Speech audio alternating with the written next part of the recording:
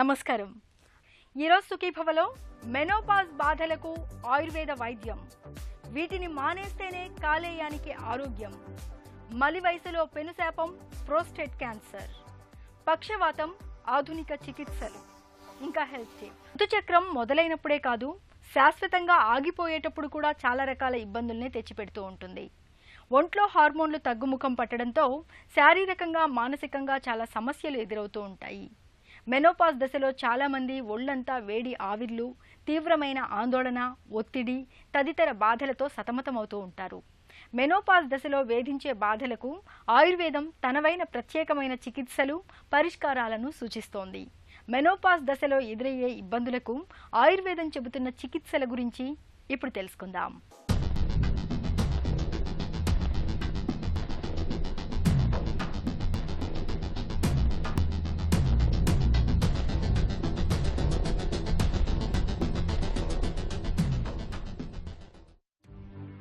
స్త్రీ జీవితంలో సుదీర్ఘకాలం పాటు కొనసాగిన ఋతుచక్రం శాశ్వతంగా ఆగిపోతున్న దశలో శారీరకంగా, మానసికంగా అనేక చిక్కుల్ని తెచ్చిపెడుతూ ఉంటుంది. మెనోపాజ్గా పిలిచే ఈ సంధి దశలో కొంతమందిలో ఎలాంటి సమస్యలు లేకుండానే మెనోపాజ్ ముగిసిపోతే, మరికొంతమందిని మాత్రం మెనోపాజ్ బాగా ఇబ్బంది పెట్టేస్తూ ఉంటుంది. ఒళ్లంతా అగ్నిగుండల్లా ఆవిర్లు వస్తుంటాయి. చీటికి మాటికి తలనొప్పి వేధిస్తుంటుంది. రాత్రిపూట ఒకటే చెమట్లు పడుతూ ఉంటాయి. కోపం, చిరాకు వంటి మానసిక చికాకుల వరకు అనేక సమస్యలు కనిపిస్తూ ఉంటాయి.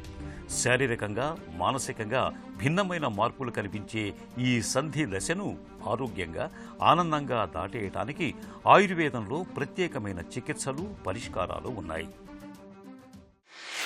Post menopausal syndrome are pre menopausal syndrome, ఇది ఆల్మోస్ట్ 80% స్త్రీలలో కనిపిస్తూ ఉంటుంది. అయితే ఈరోజు కొంచెము స్త్రీలకి వాళ్ళ శరీరాన్ని వాళ్ళు అబ్జర్వ్ చేసుకుంటున్నారు కాబట్టి ఈ సమస్య ఇంకా కొంచెం వాళ్ళకి తెలుస్తోంది, వాళ్ళు సఫర్ అవుతున్నారు కూడా. ఈస్ట్రోజన్ హార్మోన్ తగ్గిపోవడం, ప్రొజెస్టరాన్ హార్మోన్ కూడా తగ్గిపోవడం, ఇవన్నీ జరుగుతుంటాయి కాబట్టి, అలాగే యూట్రస్లో చేంజెస్ రావడము, ఓవరీస్లో చేంజెస్ రావడం, వీటన్నిటి ద్వారా వాళ్ళకి బాడీని వాళ్ళు చాలా క్లియర్గా వాళ్ళకి ఎక్స్ప్రెస్ చేస్తూ ఉంటారు. ముఖ్యంగా వాళ్ళకి ఎక్కువగా హాట్ ఫ్లాషెస్ రావడము, చెమటలు పట్టేయడము, డిప్రెషన్ రావడము, తల తిరగడము, సైకియాట్రిక్ ప్రాబ్లం లాంటి ఫీలింగ్స్ కూడా వాళ్ళకి వస్తూ ఉంటాయి. సో అవన్నీ కూడా ఈ యొక్క మెనోపాజల్ సిమ్టమ్స్ అనే మనం అర్థం చేసుకోవాలి. చాలా మటుకు ఆహార నియమాలు పాటించుకుంటూ, ఎక్సర్సైజ్ చేసుకుంటూ ఉంటే కనుక దీన్ని ఓవర్కమ్ చేయొచ్చు. మనం ఎక్కువ కార్బోహైడ్రేట్స్ లేకుండా మితంగా, అంటే మిల్లెట్స్ లాంటివి తీసుకోవడం ద్వారా, అలాగే విటమిన్ ఈ అధికంగా ఉండే ఆహార పదార్థాలు తీసుకోవడం. అంటే ఏంటి, ఫిష్ లాంటివి నాన్ వెజిటేరియన్ ఫిష్ లాంటివి తీసుకుంటే కనుక పర్వాలేదు. లేని పక్షంలో వెజిటేరియన్స్కి అయితే కనుక టోఫు లాంటివి తీసుకోవడం, అంటే సోయా లాంటివి తీసుకోవడం ద్వారా మంచి గుణం ఉంటుంది. అదే చాలామంది మటన్ లాంటిది తీసుకుంటూ ఉంటారు, అవన్నీ అవాయిడ్ చేయాలి. దాని ద్వారా ఏంటంటే వాళ్ళకి మళ్ళీ ఉద్రేకం అనేది బాడీలో కరుగుతుంది. కాబట్టి లైట్ ఫుడ్, సీ ఫుడ్ లాంటివి లైట్ అవి తీసుకోవడం ద్వారా వాళ్ళకి మంచి ఉపయోగం ఉంటుంది. అలాగే వ్యాయామం విషయం, అంటే రొటీన్గా మనం తినే ఇతర ఆహార పదార్థాలన్నీ తినచ్చు. ఎందుకంటే ఇది వ్యాధి కాదు, ఇది ఓన్లీ బాడీలో జరిగే చేంజ్ కాబట్టి దీనికి సరిపడా మనం ఆహారం నియమాలు పాటిస్తే సరిపోతుంది. వ్యాయామం విషయానికి వచ్చేసరికి మైండ్ఫుల్నెస్, అంటే మెడిటేషన్ లాంటిది, అలాగే ఎక్సర్సైజెస్ లాంటివి, యోగా లాంటివి, సూర్య నమస్కారాలు లాంటివి చేయడం ద్వారా కూడా మంచి గుణం ఉంటుంది. మెనోపాజ్ ఋతుచక్రం శాశ్వతంగా ఆగిపోయే దశలో శరీరంలో ఈస్ట్రోజన్, ప్రొజెస్టెరాన్ వంటి హార్మోన్ల ఉత్పత్తి క్రమంగా తగ్గుతూ పోతుంది. ఈ హార్మోన్ల తగ్గుదలకు అనుగుణంగా శరీరం సర్దుకునేందుకు వీలుగా రోజువారీ ఆహార విహారాల్లో కొన్ని ప్రత్యేక జాగ్రత్తలు తీసుకోవాలి. ఆహారంలో ఉప్పు, పులుపు, కారం, మసాలాలను బాగా తగ్గించాలి. పీచు పదార్థాలు అధికంగా ఉండే శాకాహారం, ఆకుకూరలు, తాజా ఫలాలు, ఎండిన ఫలాల్ని తరచుగా తీసుకోవాలి. సోయా పదార్థాల్ని బాగా తీసుకోవాలి. వీటిలోని ఫైటోకెమికల్స్కు మెనోపాజ్ సమస్యల్ని తగ్గించే గుణం ఉంది. ఇక ఫ్రైలు, డీప్ ఫ్రైలు, జంక్ ఫుడ్కి ఎంత దూరంగా ఉంటే అంత మంచిది. రోజు మొత్తంలో నీళ్లను ఎక్కువగా తాగుతూ ఉండాలి. కొబ్బరి నీళ్లు, చెరకు రసం, వెజిటబుల్ జ్యూసులు, ఖర్జూరం, పాలు, పెరుగు వంటివి మెనోపాజ్ ఇబ్బందుల్ని బాగా తగ్గిస్తాయి. ముడిబియ్యంతో వండిన అన్నం మంచిది. తగినంత కాల్షియం కోసం రాగులు, నువ్వులు, పాలు, పాల పదార్థాల్ని ఎక్కువగా తీసుకుంటూ ఉండాలి. సొంఠి, ధనియాలు, జీలకర్ర ఈ మూడింటిని కషాయంలాగా కాచుకుని రోజుకి 2 పూటలా తీసుకుంటే మెనోపాజ్ ఇబ్బందులు చాలా వరకు అదుపులోకి వస్తాయని చెబుతారు నిపుణులు. చిట్కాల విషయానికి వచ్చేసరికి రెడ్ క్లోవర్ అని, అలాగే చైనీస్ ఔషధాలు కొన్ని ఉన్నాయి, అవి చాలా బాగా పనిచేస్తాయి. జిన్సింగ్ లాంటిది, ఈవినింగ్ ప్రిమ్ రోజ్ అని, అంటే ఇవన్నీ బయట మనకు మార్కెట్లో దొరుకుతుంటాయి. ఇవి తీసుకోవడం ద్వారా మంచి గుణం ఉంటుంది. అదే కొన్ని స్ట్రాబెర్రీ, మల్బెర్రీ అని కొన్ని ఉన్నాయి, అవి మనకి ఫ్రూట్స్ రూపంలో దొరుకుతుంటాయి. ఇందులో హార్మోన్స్ రెగ్యులరైజేషన్, ఫైటోఎస్ట్రోజన్స్ వేరే రకంగా పనిచేస్తాయి. అవి ఉపయోగపడతాయి వీళ్ళకి. లేదా అంటే సోయా ఐసోఫ్లావినాయిడ్స్, అంటే సోయా చిక్కుడు నుంచి వచ్చే పాలు కానీ, ప్యూర్ సోయాని మనం బయట మార్కెట్లో దొరికిన సోయా పౌడర్ని తెచ్చుకుని దాన్ని మనం మిల్క్గా చేసుకుని తీసుకుంటే కూడా చాలా బాగా పనిచేస్తుంది. అలా కాని పక్షంలో సోయావి నగెట్స్ లేదా సోయావి మీల్ మేకర్ లాంటివి దొరుకుతాయి, అవి తినడం ద్వారా కూడా చాలా మంచి ఉపయోగం ఉంటుంది. ముఖ్యంగా ఇప్పుడు ఈ కరోనా టైంలో డిప్రెషన్ లాంటిది అధికం అవడం అవన్నీ చూస్తున్నాం కాబట్టి దీనికి బెస్ట్ ఏంటంటే అశ్వగంధని ఇండియన్ జిన్సింగ్ అంటారు. దీనిని ప్రతిరోజు శతావరి అనే ఔషధం బయట మార్కెట్లో దొరుకుతుంది, అది కూడా తీసుకొచ్చి, అంటే పిల్లి బీచరా అంటారు, అది purest form of shatavari powder దొరుకుతుంది. 2 కూడా ఒకటే రంగులో ఉంటాయి. అవి ఒక 1/2 టీ స్పూన్ పొద్దున్న శతావరి, ఒక 1/2 టీ స్పూన్ అశ్వగంధ పాలల్లో కలిపి తీసుకుంటే కనుక చాలా బాగా పనిచేస్తుంది. ఇది కాకుండా ఇంకా మనకి వైల్డ్ యామ్ అనేది కూడా ఒకటి, అంటే దాన్ని మనం పుల్లకంద అంటాము, దానిని సూరణకంద అంటాం మేము. దాంతో చేసిన అది లేహ్యం దొరుకుతుంటుంది, సూరణాది లేహ్యము. అలాగే మనకి కలువ పూలతో చేసిన కాడలు దొరుకుతాయి, వాటిని కూడా తీసుకోవడం ద్వారా కూడా మనకి బాడీలో పొటాషియం లెవెల్ పెరగడంతో పాటు డిప్రెషన్ లాంటి ప్రాబ్లమ్స్ తగ్గడానికి అవకాశం ఉంటుంది. సో ఇవన్నీ ఏదో ఒక రూపంలో ఎలా దొరికితే అలా తీసుకుంటే కనుక రిలీఫ్ రావడానికి అవకాశం ఉంటుంది. చికిత్స విషయానికి వచ్చేసరికి ఆయుర్వేదంలో చాలా రకాలైన ఔషధాలు చెప్పడం జరిగింది. అందులో ముఖ్యంగా శతావరి ఇందాక నేను చెప్పినవి, అందులో లేహ్యం రూపంలోనూ పొడి రూపంలోనూ సొంటి కలిపి ఇవ్వడం కూడా, అంటే దానికి కాంబినేషన్స్తో పాటు ఇస్తూ ఉంటాము. అశ్వగంధ చూర్ణము, అశ్వగంధ లేహ్యము, శతావరి చూర్ణము, శతావరి లేహ్యము, అశోక, ఇవన్నీ కూడా రకరకాలైన ఔషధాలు తీసుకుంటే కనుక చికిత్స చాలా మంచి గుణం ఉంటుంది. మెనోపాజ్ ఇబ్బందుల్ని తేలికగా అధిగమించేందుకు జీవనశైలిలోనూ కొన్ని ప్రత్యేక జాగ్రత్తలు తీసుకోవాలి. మెనోపాజ్ దశలో ప్రతినిత్యం వాకింగ్, జాగింగ్ వంటి వ్యాయామాలు ఎంతో మేలు చేస్తాయి. మనసును ప్రశాంతంగా ఉంచుకునేందుకు, ఒత్తిడిని తట్టుకునేందుకు ధ్యానం, ప్రాణాయామం, యోగాసనాల సాయం తీసుకోవాలి. మెనోపాజ్ ఇబ్బందులు ఎంతకీ తగ్గనప్పుడు శిరోధార చికిత్స, శతావరి, సరస్వతీ లేహ్యం, పునరనవాది మండూర, బోలబద్ధరస వంటి ఔషధాల్ని నిపుణుల పర్యవేక్షణలో కొంతకాలం పాటు వాడుకుంటే మంచి ఫలితం ఉంటుంది. అంత్యనిష్ఠూరం కంటే ఆది నిష్ఠూరం మేలని మనకు బాగా తెలిసిన సామెత. కాలేయం ఆరోగ్యం విషయంలో ఇది అక్షర సత్యం. నోటికి రుచిగా ఉందని ఏది పడితే అది తింటూ పోతే చివరికి మన కాలేయం కోలుకోలేనంతగా దెబ్బతినిపోతుంది. కాలేయాన్ని ఆరోగ్యంగా ఉంచుకునేందుకు కొన్ని రకాల ఆహార పదార్థాలకు, అలవాట్లకు దూరంగా ఉండాలని చెప్తారు నిపుణులు. కాలేయాన్ని దెబ్బతీసే అలవాట్లు, ఆహార పదార్థాల గురించి ఇప్పుడు తెలుసుకుందాం.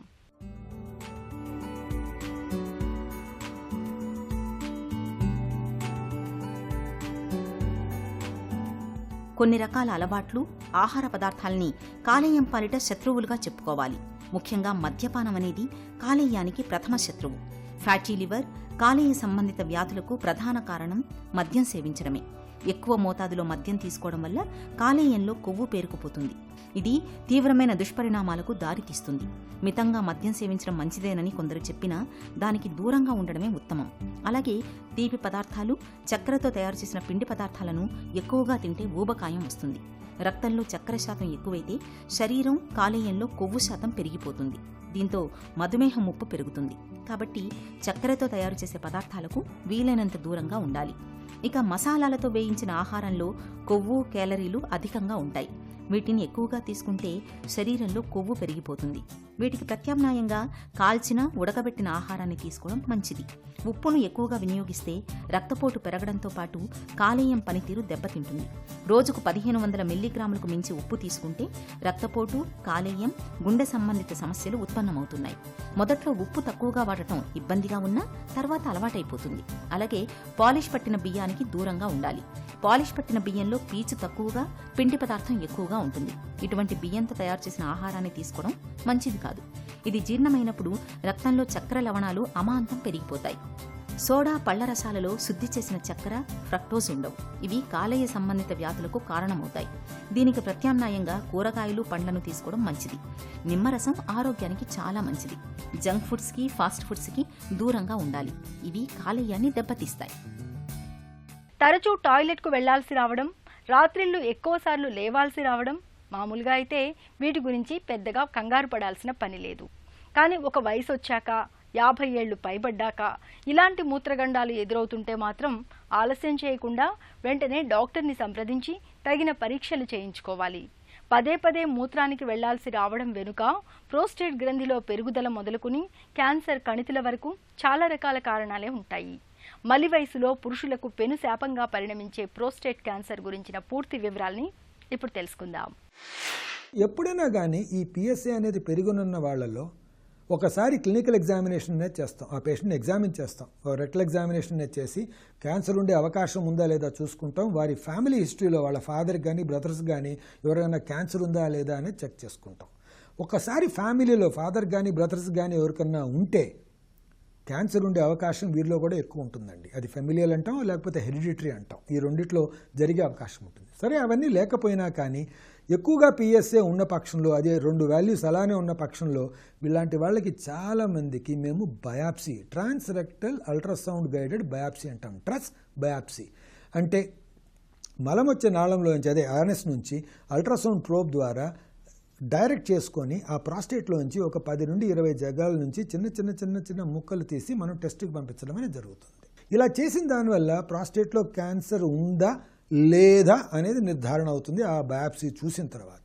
సపోజ్ ఉన్నది అన్న పక్షంలో అది లోకలైజ్డ్ అని తేలితే ఈ మధ్య కాలంలో most recent is robotic radical prostatectomy. అంటే రోబోటిక్ సర్జరీ ద్వారా ఆ ప్రాస్టేట్ని మొత్తం తీసేసి ఆ బ్లాడర్ని మళ్ళా మూత్రం వచ్చే నాళంతో జోడించడం జరుగుతుంది. దీనివల్ల అడ్వాంటేజ్ ఏమిటి? మొత్తం ప్రాస్టేట్ తీసేస్తాము, ఇంకెక్కడ జబ్బు ఉండదు కాబట్టి క్యూర్ అయ్యే అవకాశం 70 to 80% వాళ్ళలో కంప్లీట్ క్యూర్ వచ్చే అవకాశం ఉంటుంది. అదే అడ్వాన్స్డ్ క్యాన్సర్ అంటే అది ఎక్కడో పాకిపోయింది అన్న పక్షంలో దాని ట్రీట్మెంట్ వేరేలాగానూ ఉంటుంది. అవసరమైతే రేడియేషన్, తర్వాత హార్మోనల్ మ్యానిపులేషన్ అన్న దానివల్ల దానికి ట్రీట్మెంట్ ఇచ్చే అవకాశం ఉంటుంది. పక్షవాతం చెట్టంత మనిషిని నిట్ట నిలువునా కుప్పకూల్చే పెను ఉత్పాతం. దీని బారిన పడ్డాక శరీరంలో సగభాగం చచ్చుబడిపోతుంది. కాలు చెయ్యి ఆడదు, నోట మాట రాదు. మొత్తంగా ఆ మనిషి అనుభవించే దురవస్థకు అంతుండదు. సమయానికి చికిత్స అందకపోతే మంచానికే పరిమితం అవ్వాల్సి వస్తుంది. ముఖ్యంగా పక్షవాతం తాలూకు అనుమానిత లక్షణాలు కనిపిస్తున్నప్పుడు ఆలస్యం చేయకుండా వెంటనే తగిన వైద్య సాయం పొందాలి. సకాలంలో ఆసుపత్రికి చేరగలిగితే పక్షవాతం తాలూకు ప్రభావాన్ని చాలా వరకు అడ్డుకోవచ్చు. పక్షవాతం గురించిన పూర్తి వివరాల్ని డాక్టర్ని అడిగి ఇప్పుడు తెలుసుకుందాం.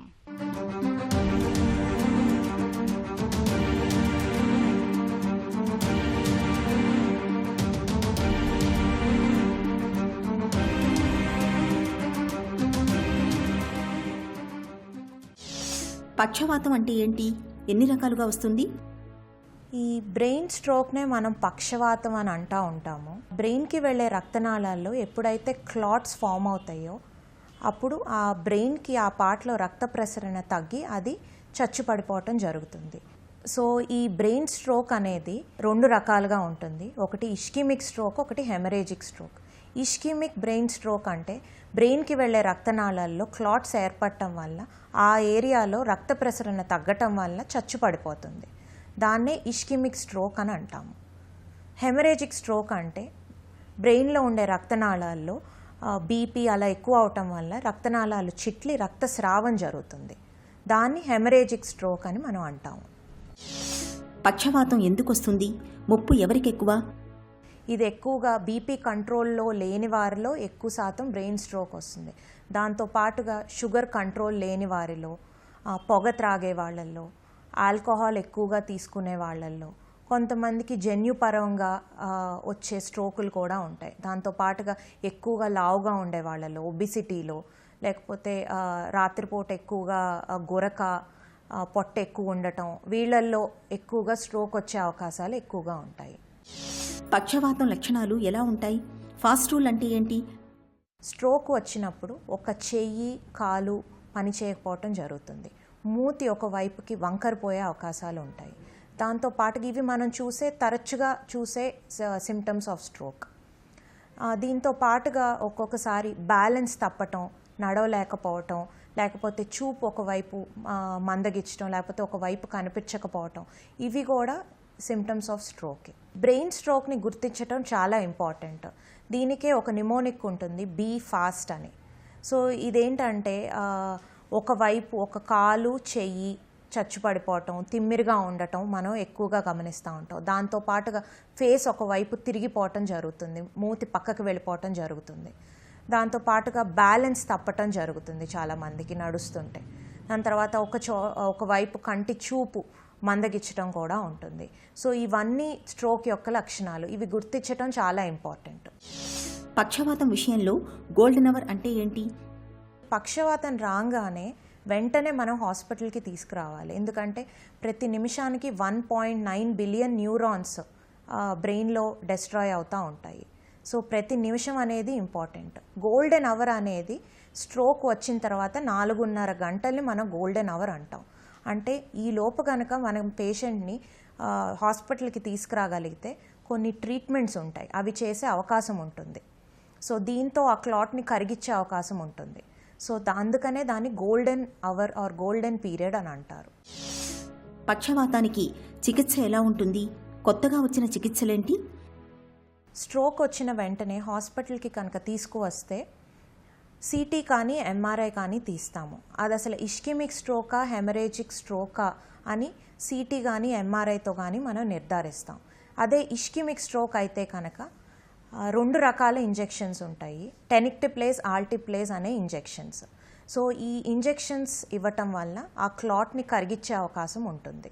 ఇది మనం 4.5 గంటల లోపే ఇవ్వగలం. ఈ 4.5 గంటలు దాటితే కనుక ఇప్పుడు వచ్చిన కొత్త స్టడీస్, డాన్ అండ్ డిఫ్యూజ్ స్టడీస్ అంటారు.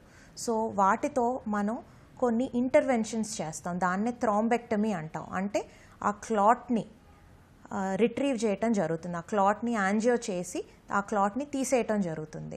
దాన్నే థ్రాంబెక్టమీ అని అంటారు. అదే రక్తస్రావం వల్ల జరిగిన స్ట్రోక్ అంటే హెమరేజిక్ స్ట్రోక్లో బీపీని మేనేజ్ చేయటం చాలా ఇంపార్టెంట్. బీపీ ఎక్కువగా ఉండకుండా చూసుకోవాలి. వెంటనే బీపీ తగ్గించే ఇంజెక్షన్స్ ఇవ్వటం జరుగుతుంది.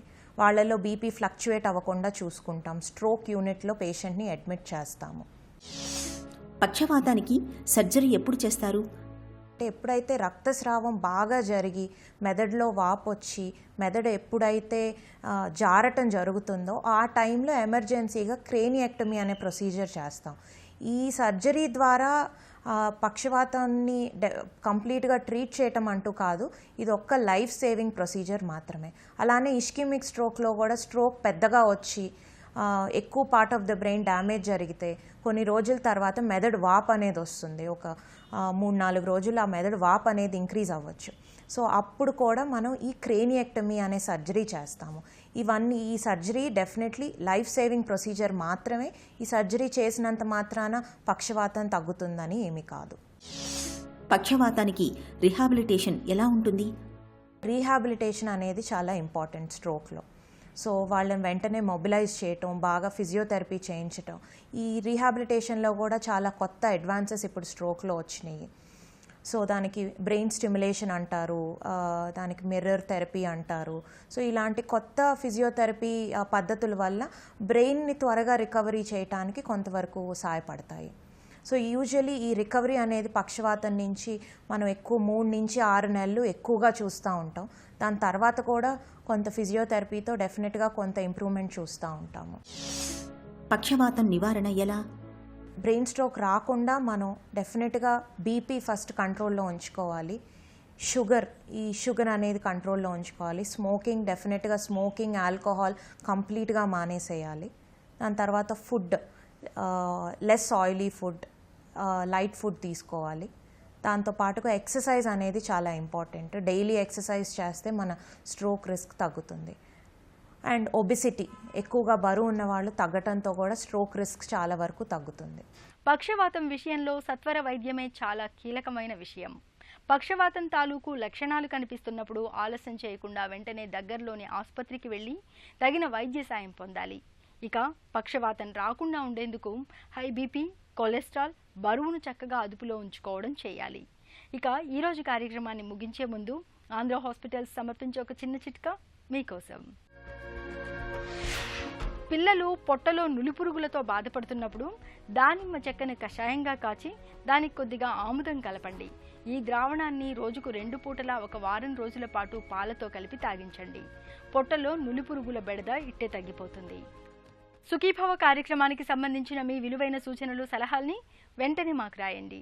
మా చిరునామా Sukhibhava, ETV, Ramoji film city, Hyderabad 501512 లేదా sukhibhava@etv.co.in కు ఈమెయిల్ చేయండి.